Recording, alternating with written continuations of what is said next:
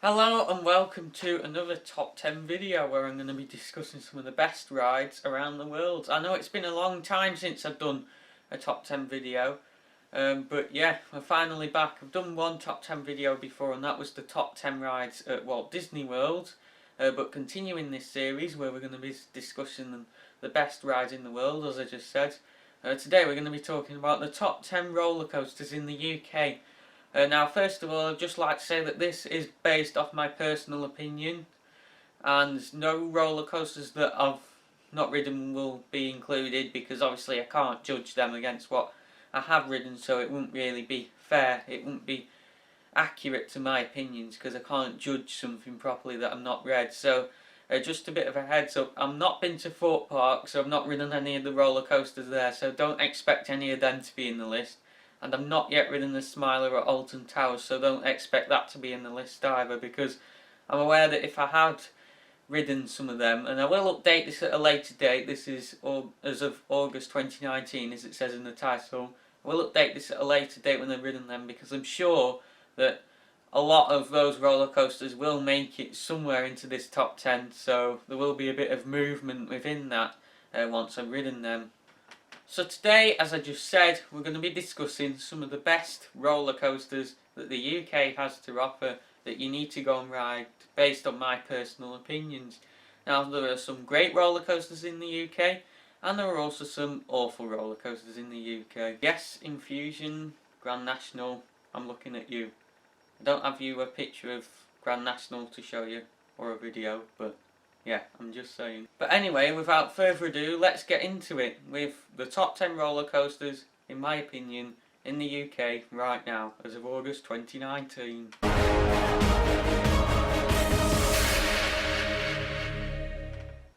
Coming in at number 10 then, we have Velocity at Flamingo Land in Yorkshire.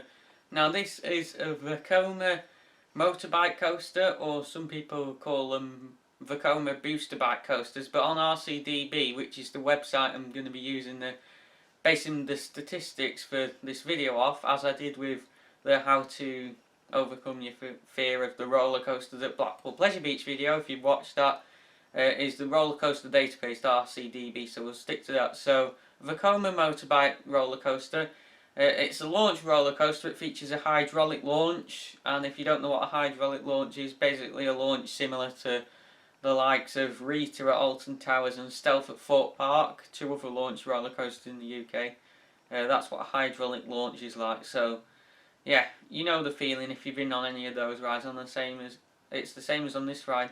The ride has a top speed of 54 miles per hour, so reasonably fast, and I believe the launch speed is 0 to 54 in 2.8 seconds. So, not the fastest acceleration in comparison to rides such as Rita and Stealth, but it's still reasonably fast, and it does have a kick to it, as I'm going to explain in a minute, and that's mainly due to the seating, which sort of adds to that. It's got a height of 57 foot, I believe, and essentially what happens on this ride, you're sat in like motorbike cars, or should I say on motorbike cars, you straddle this like saddle thing. You lean forwards and there's like a back restraint. You are kind of free. Your upper half is kind of free, and there's also restraints that kind of come like round your legs as well. So you exit the station, there's a turnaround. I'll have displayed the statistics on screen, by the way. I forgot to mention that, but you should have seen them appear. But yeah, you exit the station, there's a turnaround. You stopped on like a launch. You stopped at the launch, and then after a few moments you launch to that 54 miles per hour. That airtime hill, should I say, does have trims, so you don't really get any airtime. Well, not sure if you'd even class it as an airtime hill. But then you then go into like a figure of 8 style circuit, and then into some bunny hills at the end, which you get a slight bit of airtime on, not loads. And then you reach the end. It's a special ride for me because it's like the first big coaster I did after doing rides like Big Dipper and Avalanche at Blackpool Pleasure Beach. This is kind of the first ride that's kind of like bigger than those, entering the real kind of thrill market that I did. So it's a special ride to me, which is one of the reasons why it reaches this top 10. But the reason it doesn't reach any higher than that is that although it is thrilling and that it's a good ride, it's not as thrilling as a lot of the later rides on the list. And now I've done a lot of bigger coasters, it doesn't offer as much as it did when I first went on it. But don't get me wrong, it's a brilliant ride. That's all I really have to say about it. So let's continue with number 9.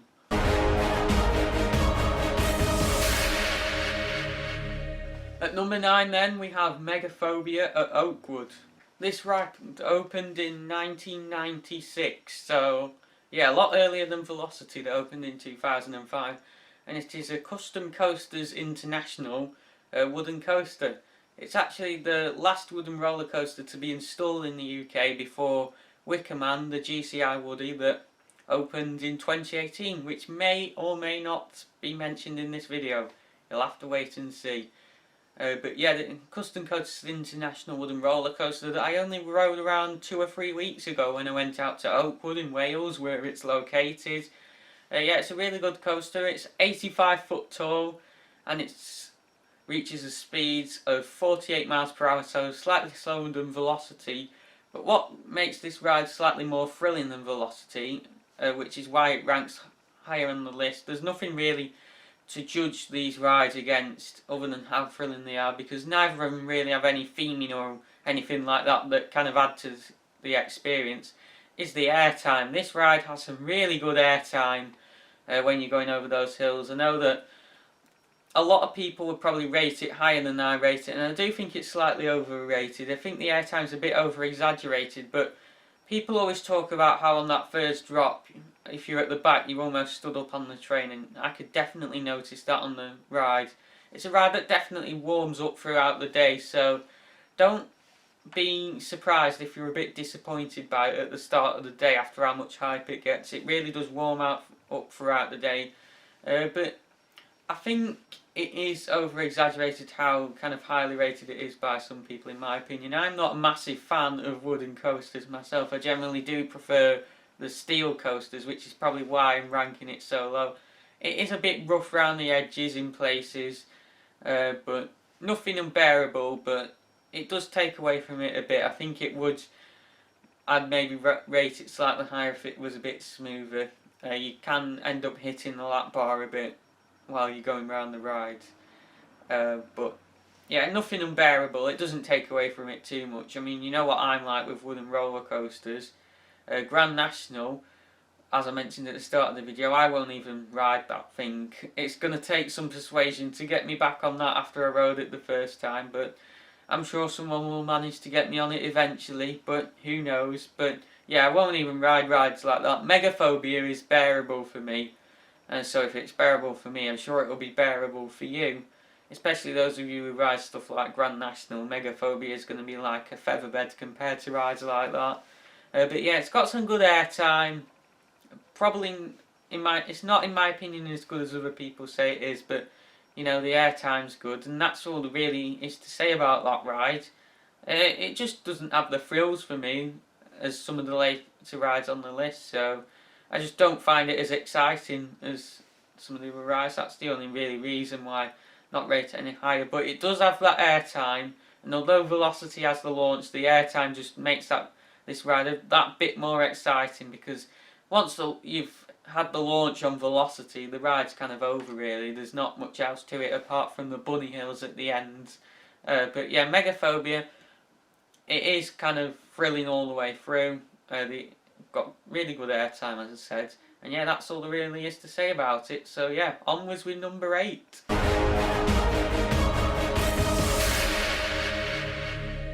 At number 8 we have Speed, or Speed No Limits, which is its full name. Again, this is at Oakwood in South Wales, Pembrokeshire.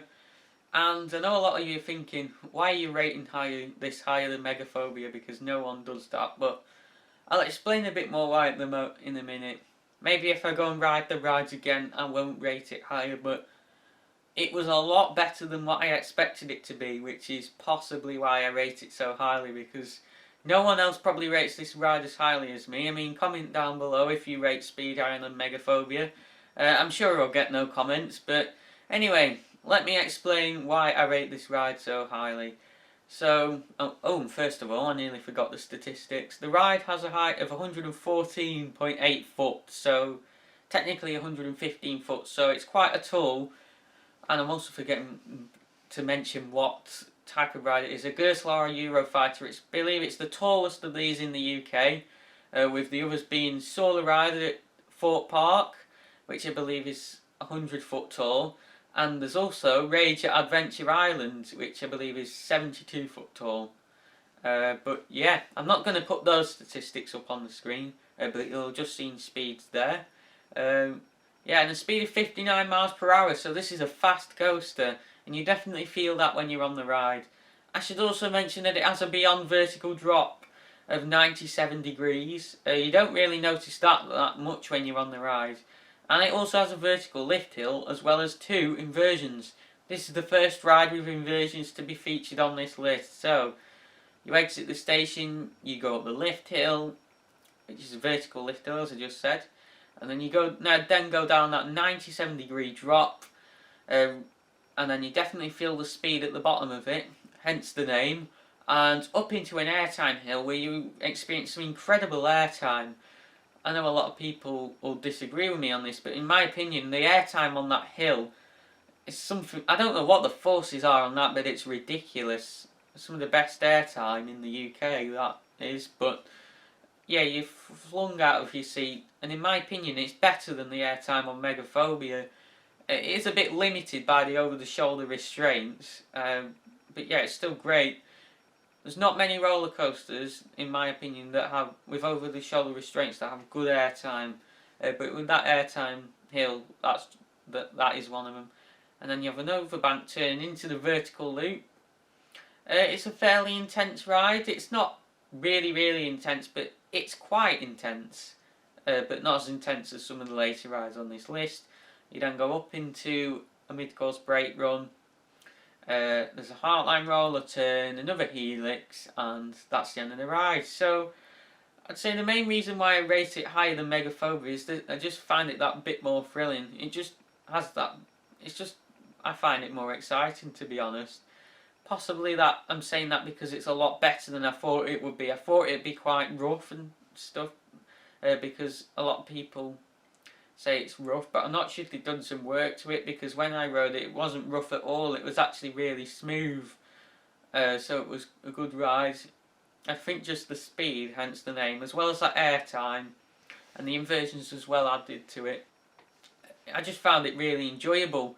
I think if it was rougher, I'd rate Megaphobia higher, but it just about tops Megaphobia for me. I was debating kind of where to put the ride, but yeah. The reason I'd say I wouldn't rate it any higher is that I just don't think it's as exciting or as thrilling, and it doesn't have any theming either. None of the rides so far have theming that have been mentioned so far, and theming adds to a ride as well. So I can't really rate it any higher from those reasons. And it just doesn't. It's not as exciting as the rides higher on the list, basically, which is why I don't rate it any higher. But yeah, I'm really surprised that ride's made it onto this list, because before I rode it I didn't think it would, but it's made it onto the list. But yeah, that's all I really have to say about it. So yeah, we're flying through these, on to number 7. Making it to number 7 then, we have Oblivion at Alton Towers. The first ride on this list to make it from Alton Towers theme park in Staffordshire. There may be more rides on this list from Alton Towers, there may not be. I'm sure you coaster enthusiasts or theme park enthusiasts especially can probably guess the answer to that question. But yeah, there may or may not be more rides. This is a B&M dive coaster, and the first B&M dive coaster to be built. It has a height of 65 foot, a drop of 180 foot, and that's because it's essentially, this ride is essentially that vertical drop. There's a small bank corner after that, and then it just goes into the brake run, and that's the end of the ride. So yeah, you're probably thinking, why do I rate this so highly? First of all, it does have theming, and by the way, it does reach a speed of 68 miles per hour as well, so by far the fastest ride on this list so far. it does feature theming, and it's themed to like, I don't know, it's hard to explain really, but it does have theming. The best way to describe it is it essentially builds you up for that vertical drop, and basically Oblivion. Essentially, that's the easiest way I can explain it. It's difficult to explain the theme for this ride, but you'll see what I mean if you go and ride it yourself. But the queue line just builds you up to that ride, and then it's just build up, build up, build up. You get to the station, you board. There's 8 seats on a row on this train, which is important for what I'm going to explain in a minute. You then go up a very slow lift hill, 65 foot, so, and then you go around a really slow turnaround. You hang over that vertical drop, and before you know it, you're down the drop. And it does have some force to it, not as much force as it would look like off-ride. In fact, the ride itself is nowhere near as scary as it looks off-ride. Off-ride it does seem quite intimidating, but on-ride there's not much to it, to be honest. But it's that whole build-up which does it to me. It just builds up the excitement and makes it more exciting than it otherwise would be. If it didn't have that theming and stuff to back it up, I don't think it would be this high on the list. But yeah, you enter like a steamy tunnel as you go down the drop. Obviously you do go quite far underground, but as soon as you enter that tunnel, you're not that vertical for that long. As soon as you enter the tunnel, the ride does level off, but obviously that it does level off quite slowly, just so that the forces are manageable and that they're not too high. But saying that, it does have a very high G-force, 4.5 Gs. That is quite high for a coaster. Most coasters, the maximum force would be 5 on the majority coasters. Very few coasters go above 5 Gs of force because it becomes uncomfortable for us to withstand if we're experiencing over 5 times the gravity on us.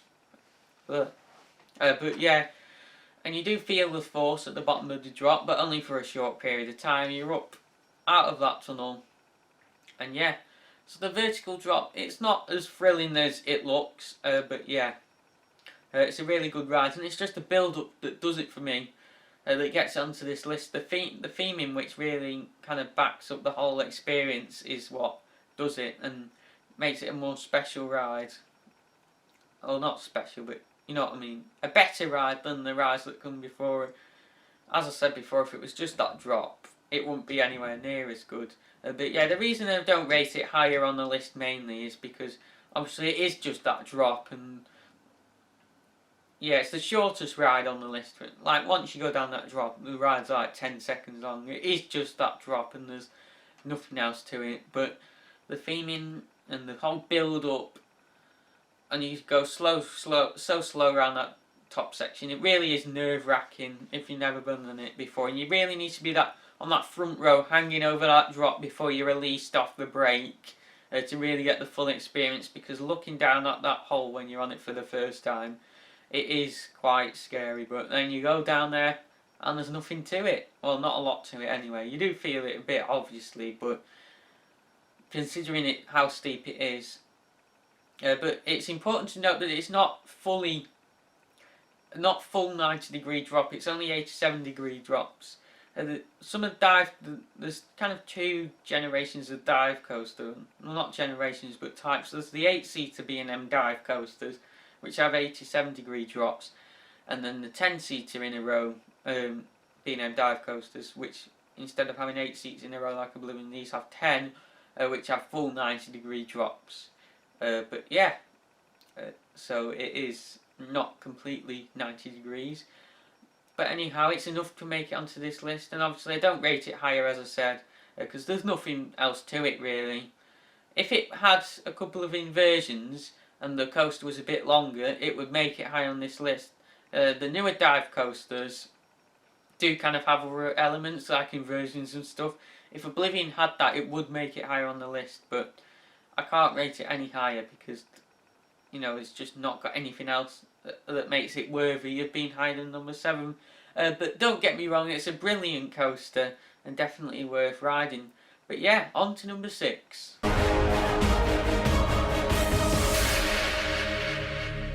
Coming in then at number 6 we have Galactica, again at Alton Towers in Staffordshire.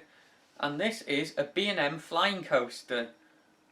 Now some of you are probably wondering, what is a B&M flying coaster? It's basically a roller coaster, like an inverted roller coaster where you're beneath the track, but you're in a flying position, so you essentially leg face down. How this works is there's basically a vest style restraint that comes down, and then there's also some restraints around your legs as well that secure your legs. And then you kind of leant forward as the train dispatches into the flying position, but obviously you're secured by this vest restraint and the leg restraints as well, so you don't like just drop out. So you are very secure, and you aren't quite restrained on this ride, so you're not very free to move about. Your arms are, but nothing else is. But yeah, so, and it's the first of these in the world, by the way. It was designed by John Wardley, who also designed Nemesis. We may or may not be talking about him a bit more later in this video, but yeah, it's a unique concept. The ride was originally, well, it opened in 2002 as a ride called Air, but in the 2015 season, at the end of it, they did a retheme of the ride into Galactica, where it was given a space theme. So it was basically, essentially given the extra theming. It didn't really have much theming before, but it was given like a space theme. A portal was added to, because essentially you go up the lift hill of this ride, you turn out of the station, you go up the lift hill, and then you go down a drop to the right and up into what is now a portal with some like mist effects on, and then down into another drop after that. So that theming was added. The ride was also given virtual reality, and a kind of pre-show video thing was added in the station that basically explains kind of the story of. This story essentially involves like you're flying through space, through different galaxies and stuff. It essentially is the theme of this ride now. And there was also, that video featured a tutorial of how to, basically instructions of how to put on the VR headsets, which were kind of attached to the restraints. So you'd put them on if you wanted to. You didn't have to. It was an optional thing. And that was in the 2016 season onwards. You could do that if you wanted. Where basically you'd see kind of like, basically that'd be like an extra space theme where you could like look around and stuff. But I'd never did it with the VR, but it wasn't that highly rated, and that's probably because, you know, it's a flying coaster. There's not that much room to move around, so you wouldn't have got much of a full experience on that. But yeah, you've essentially been. That would have created the illusion of you flying through a galaxy, obviously, when you had the VR on. In the 2018 season, they added like separate queues for with and VR, with and without VR, because before VR was on both trains, but from 2018 it was only on one train, and then in 2019 they removed the VR completely, which is very good because it really slowed down the operations. There was a lot of stacking in the brake run, and trust me, when you're in that position you don't want to be stacking on the brake run, because it's not the most comfortable position. It's okay for the duration of the ride, but you wouldn't want to stay in it for a long period of time. But a lot of people think these coasters are uncomfortable. As long as you're not stacking on the brake run, I personally don't mind them. I find it comfortable enough, it's bearable for me. The ride's also really smooth as well, one of the smoothest rides you'll go on, which really helps. But yeah, also this ride features two inversions. It features a fly to lie and a lie to fly. Basically the fly to lie is once you've gone down kind of the second drop after your lift hill, you're flipped onto your back for around about 5 seconds, and you stay in that position, so you're essentially lying on your back. And then that transitions back into where you're in the flying position, face down, so that's known as a lie to fly. There's also an inline twist where you basically roll over, so you kind of roll onto your back, then back onto you, into the flying position, and in like a continuous motion. It's a really good ride, and the landscaping around really makes it as well, because there's most of the ride's very low to the ground. You go like through a tunnel, you go past trees, past rocks, and it looks really good. You can see the track, and when you're just flying around, you get some really good views from it. which really add to it. The only reason why I rate it so low on this list is it's just the lack of intensity. It gets a lot of hate, this ride, for being it being a bit uncomfortable for some people and the lack of intensity, but I think it's a really underrated ride, which is why it deserves the position on this list. Helped by the landscape, as I said, but just it does lack intensity, which I've noticed more and more as I've done more bigger coasters. I thought it was amazing when I first rode it, but it just doesn't give me the same feeling as I had when I first rode it now, because I've done more bigger coasters. It's not that intense. It may look kind of intense off-ride because of how you're led, but when you're on it, it's really not as bad. It's one of those rides that's really not as bad as it looks. That's a lot of that's thanks to kind of the transitions. The transitions are quite gentle, should I say. They're not snappy. They're quite prolonged, the transitions into the curves and stuff and the inversions. If they were more snappy, it would be a lot more intense. But yeah, it's a really good ride. I think it's really underrated. But yeah, the lack of intensity compared to other rides is why it ranks so low on this list. I love the feeling, I love how it's unique. But yeah, it's a brilliant ride. Anyway, on to number 5.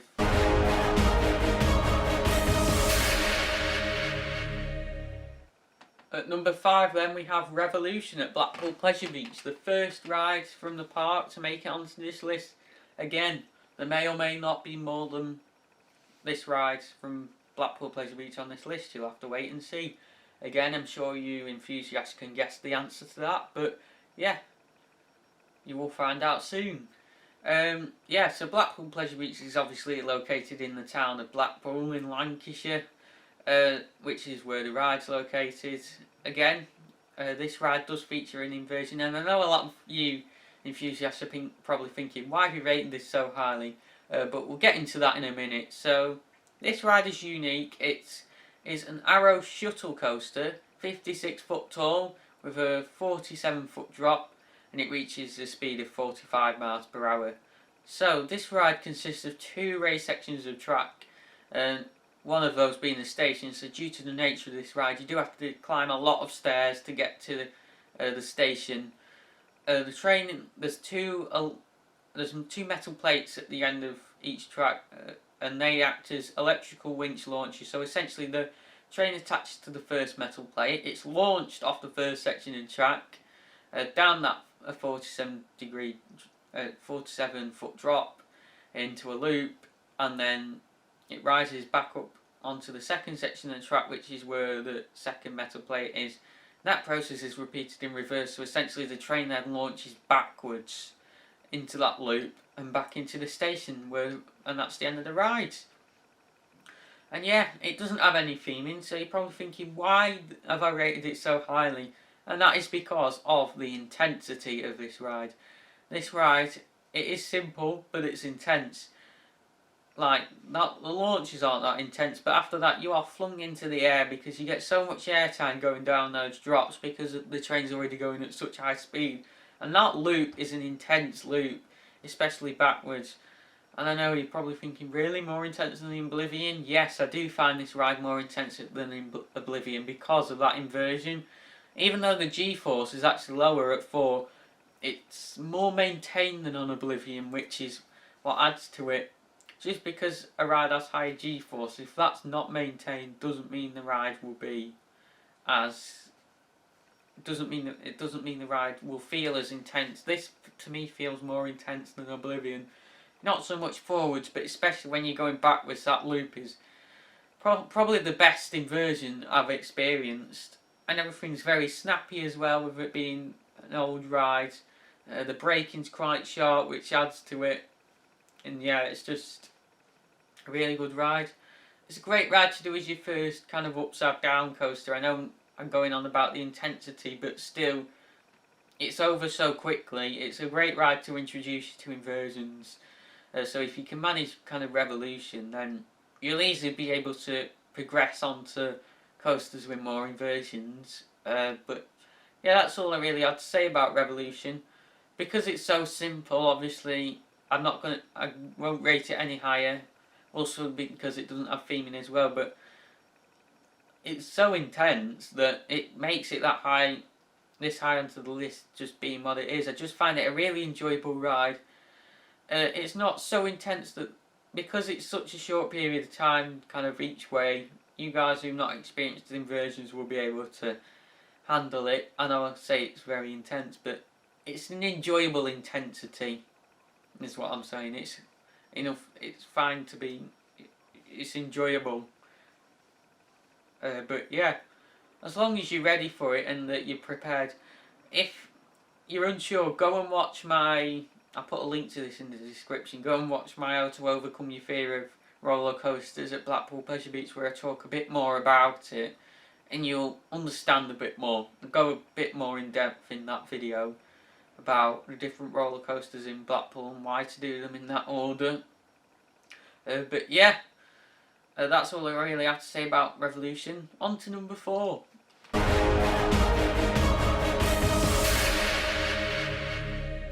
At number 4 then we have the famous big one at Blackpool Pleasure Beach. And so yeah, there are more rides on this list at Blackpool Pleasure Beach. I'm so sure a lot of you guessed there would be. Now I'm actually going to have to go through these last few quite quickly because my battery is starting to run out on my camera, but what I will do for the bits I miss out, I will add sort of annotations at the bottom of the video, so look out at the bottom of the video because there may be some things popping on the screen. But yeah, the big one is the only hypercoaster in the UK, and when it was built it was once the tallest, fastest and steepest roller coaster in the world. So yeah, but of course that's been beaten since we're much more taller, faster and steeper roller coasters. I mean, Oblivion and Speed on this list are steeper than the big one. But yeah, 213 foot high, a hypercoaster being between 200 and 299 foot. Features a 205 foot drop where it reaches a speed of 74 miles per hour. So obviously because the drop's so big, it is quite thrilling. G-force of 3.5 as well. More thrilling for me than Oblivion. With it, that will probably be with it being a bigger drop as well. Also because it's an older ride, it is an hour ride, opened in 1994. It does have kind of an old, it does feel like older riding it. It used to be a bit rough, but I don't find that so much a problem anymore. I think they've been doing some retracking work and stuff this season, so it's not too rough at all now. Perfectly bearable for me. Last season when I first rode it, I didn't really rate it at all because I found it quite rough, but now, this season, I've enjoyed it a lot more, which is why it's made it so high onto the list, because I was a bit disappointed when I first ride it. It's also been feeling really fast lately, maintaining that speed very well. So yeah, it's the thrill of the first drop that does it for me. The rest of the ride's not that thrilling, there's not that much to it after that first drop, but I just love seeing the views of the park and the sea, which add to it as well. Not really got any theme in this ride. But it doesn't need it really. It's just really enjoyable. I know a lot of people joke about it being a monorail because it doesn't have a lot of airtime, which is why I don't rate it any higher on this list, because there isn't much to it after that first drop, as I said. But yeah, I still really enjoy the ride. It's thrilling. You get some great views of the park. It's just really a really fun ride to ride, which is why I ride it so highly. If it had more airtime, I'd probably rate it higher on this list. But it's just the most impressive ride out of the rides we've been through so far, which is why I rate it so highly for me. I know I'm going through this quite quickly now, but I am starting to run out of battery, but that's all that really needs to be said about the big one. Still a very impressive ride. Now I have ridden Silver Star at Europa Park now, which I do find better, but that's not really relevant to this video because it's not located in the UK, so we won't talk about that now. But yeah, those are my thoughts on the big one in summary. But yeah, really enjoyable ride, really fun. It's impressive with the size of the drop. It is quite intense, obviously, at the bottom of that drop. Not the most intense ride on this list at all, really, but it's just the views that do it for me and the fact it's a fun ride, really. But yeah, on to number 3.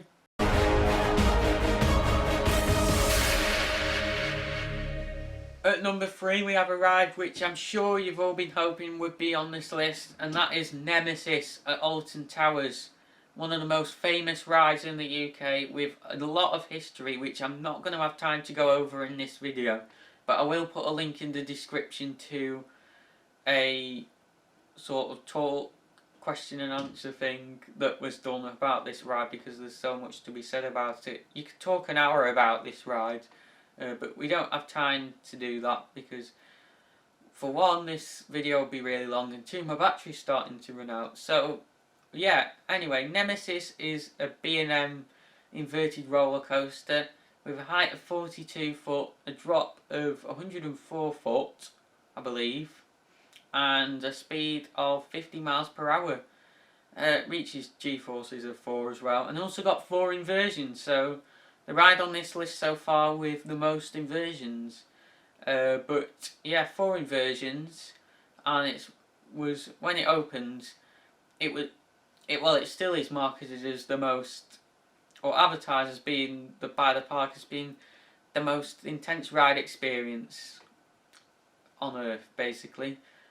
Whether that's true or not anymore, I don't think it is it? As those of you who have ridden it will know. But yeah, let's just go over this ride. So, Alton Towers in the 1990s got a height restriction that they weren't allowed to build above tree line. They got some strict height restrictions in place. They just opened the Thunder Looper roller coaster, but that was kind of on temporary planning permission that was being renewed each year. And there was a lot of complaints about the noise, and there was also a lot of competition going on in the industry at the time with new concepts being invented. So Alton Towers were like, right, we need a new ride. They were originally going to build a pipeline coaster, which was designed by someone called John Morley. He designed the coaster. Due to the strict limitations at the park, it was only going to be short.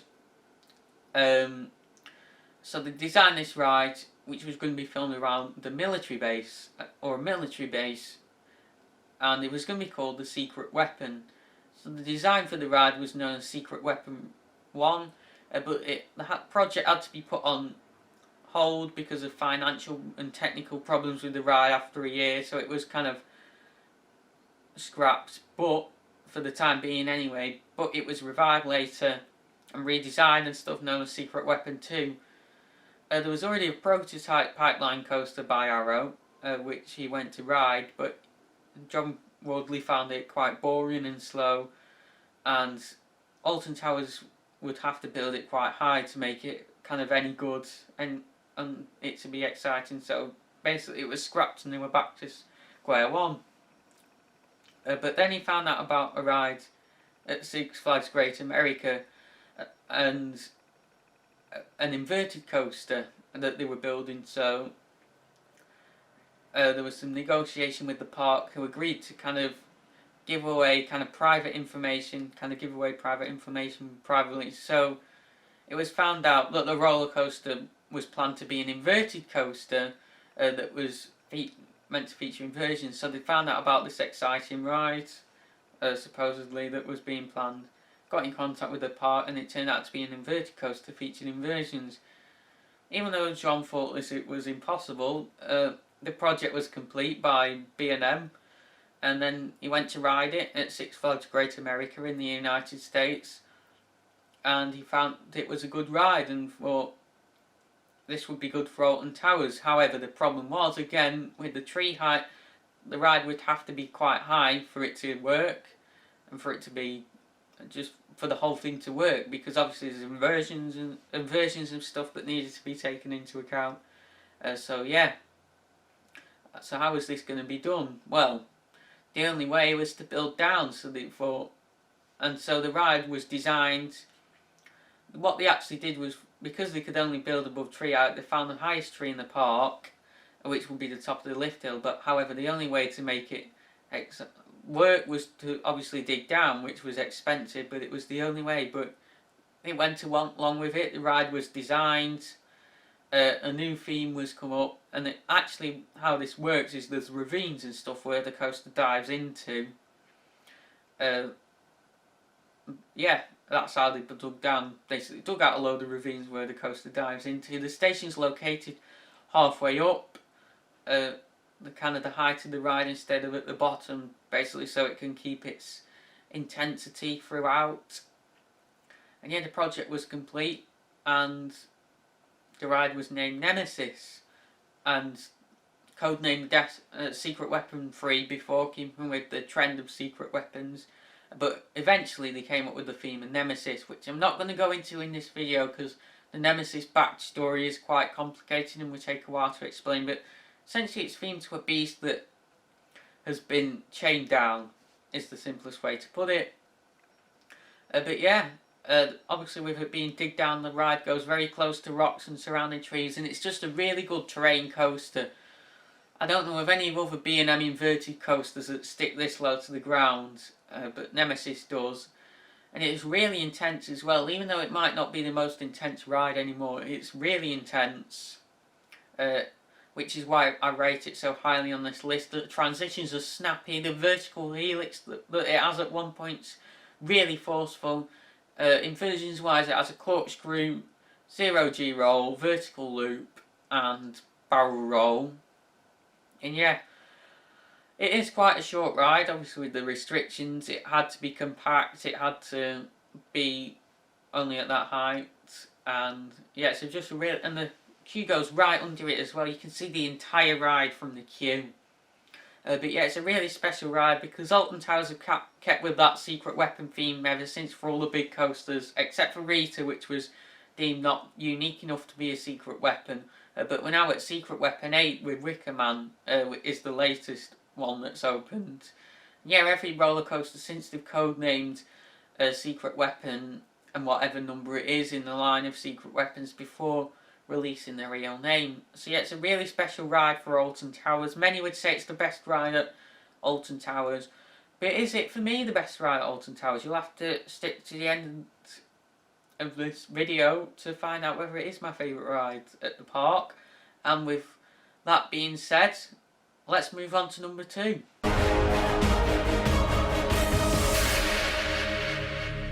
Speaking of Secret Weapon 8, at number 2 we have Wicker Man, also at Alton Towers. There's a lot of rides at Alton Towers featured in this video so far.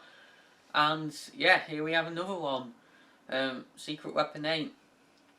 The latest in the Secret Weapon series of Alton Towers' big rides, basically.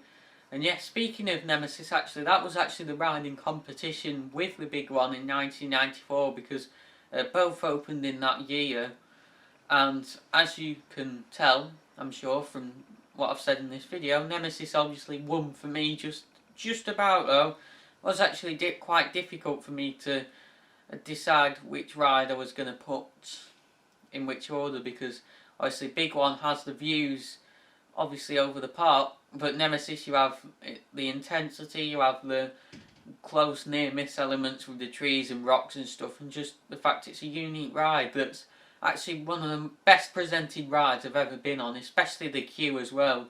Gives you the full perspective of that ride and how close it comes to kind of trees and rocks and stuff.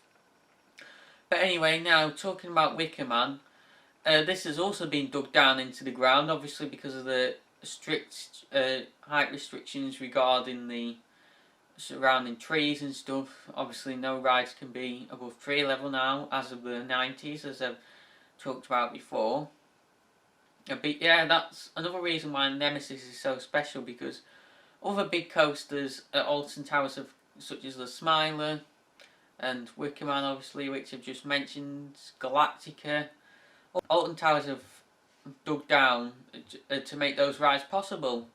Obviously, the Nemesis is the prime example of that, because that's the ride that they've dug down most for. But you know, even Oblivion, you can take that into account as well. Obviously, with it having its underground tunnel and stuff. I mean, you won't be able to build an 180-foot roller coaster above kind of tree height, because if it was all above ground, because that just wouldn't be possible. But yeah, Wicker Man's another example. This isn't so much dug down into the ground as a lot of the other rides at the park, but it still has some sections of track below ground level that you stood on. But yeah, so why do I rate this ride above Nemesis? It is really intense considering it's a family coaster. and it's a really good wooden roller coaster. Yeah, that's a point actually. It's a GCI wooden roller coaster, General Coasters International, which is what GCI is for short. And yeah, the reason I rate it so highly is because of the theming. It is a family coaster, and probably the only roller coaster on this list that you could consider as a family roller coaster. But it is really intense considering, and it's just the theming that makes it. It's obviously themed to the film, or there's two films I believe, The Wicker Man, film to basically a wicker man being burnt, basically. Yeah, I know nothing about the films, but yeah, you know, if you go on the ride, there's a whole pre-show that explains it better than I could explain it, which will explain the story perfectly to you. But yeah, there's just loads of theming around the queue with it being bunting, because this is a whole ceremony with this man being burnt. And then you have the station area itself. You have a pre-show. The only ride on this list with like a pre-show where you like held at and that you watch, which basically explains the story. And it's mind blowing. The pre-show, it's loud. It's loads of effects used. Mainly projection mapping. It's a projection maps based pre-show with this giant kind of wicker man. And yeah, it's a really good pre-show. You need to go and see that in person to get what I'm saying. But yeah, loads of nice rock work around the station, flame effects on the wicker man. There's also some real fire on the wicker man's shoulders, and the wicker man's outside, by the way. That's not in the station. It's a 60-foot tall structure. Yeah, you board the trains, Millennium Flyer trains, my favourite trains on the wooden roller coaster. I mean, if Megaphobia had them, well, it won't, because that's not a General Coasters International wooden roller coaster. But yeah, the really good trains with a nice lap bar that's nice and secure, but doesn't like move around while you're on the ride like Megaphobia's does. And yeah, it's a really intense ride actually. It had some really good airtime, snappy transitions, and the main highlights of the ride are the fact you pass through this wicker man and the effects go off as you pass through, the flames and there's fake fire and also real fire on the shoulders instead. But you pass through this wicker man, there's loads of mists and stuff. But yeah, you really get to see that theming as you're going on the ride as well. And this ride is just crazy, the transitions you go through. Like you go around to the left, straight back to the right, over like loads of weird airtime hills, down like a double down style element. It's just crazy, and it feels a lot faster than it looks off ride. It feels a lot faster than 40 miles per hour, and that really adds to it. You get some nice laterals on there as well, obviously within a safe amount, but yeah, even the lateral G-forces, you're flung from side to side as well. Nice vertical, and then you get nice pops of airtime as well, especially on the back. It is a family coaster, so you don't get tons and tons. GCI coasters are not renowned for having like the most airtime of any wooden roller coasters. It tends to be the out and back wooden roller coasters and coasters such as Megaphobia that have airtime. But yeah, it's really smooth for a wooden roller coaster as well, like perfectly smooth for me, which is why I like it so much. Even though it is a wooden roller coaster, it is fairly smooth. Obviously it's a bit rattly with it being a wooden roller coaster, but it's perfect for me. If all wooden roller coasters were kind of as smooth as Wicker Man, I think I'd rate, for a start, Megaphobia I'd rate it probably higher, as well as kind of others as well, like Grand National. If Grand National was like as smooth as Wicker Man, I'd rate it so highly, because it does actually have some really good airtime, but it was just so rough, the ride I had on it. Yeah, I've only had one ride on Grand National and I've never ridden it since, as I said. But yeah. And then not to mention the theming on Wicker Man as well at the end, where you enter the maintenance shed, but there's some nice like fake fire effects done with like smoke. And yeah, it's just so well themed. The best themed ride on this list, I'm going to say now by far. I know Nemesis does have theming, but Wicker Man just goes to the extra mile with it having the big Wicker Man statue, and then the extra rock work and kind of wicker like straw and stuff in the station area and the pre-show area, and then the pre-show itself. Even though Nemesis has the near-miss elements and stuff, it doesn't have theming on the level of Wicker Man, which is what makes it for me, as well as the transitions. When you go on that ride, you really feel like you're getting a full experience from start to finish, and not just more than just like the coaster itself. But yeah, that's all I really had to say about Wicker Man. Now on to number one, and I'm sure that a lot of you can probably guess what my number one coaster in the UK is going to be, but yeah, let's get into it.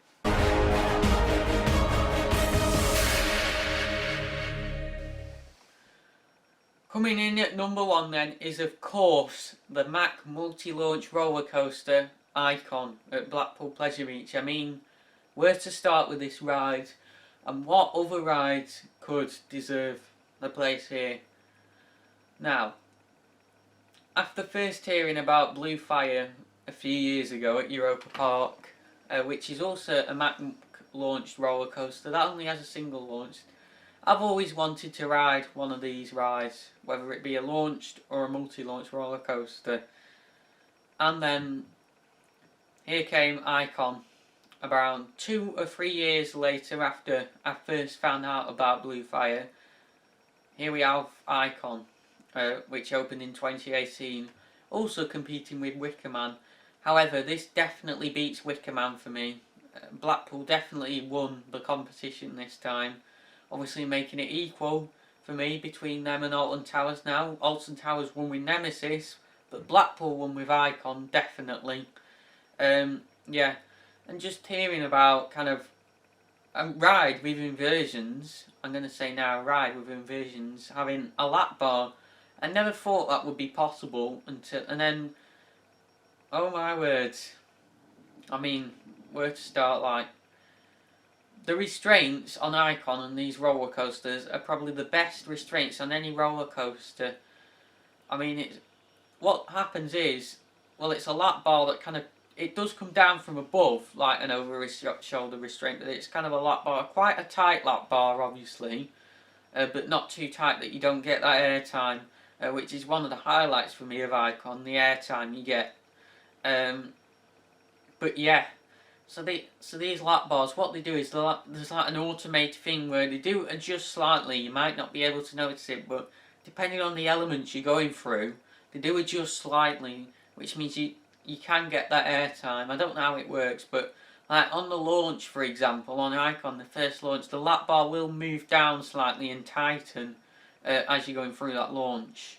But yeah, but then in the air time, you still get air time, so I'm guessing it must loosen.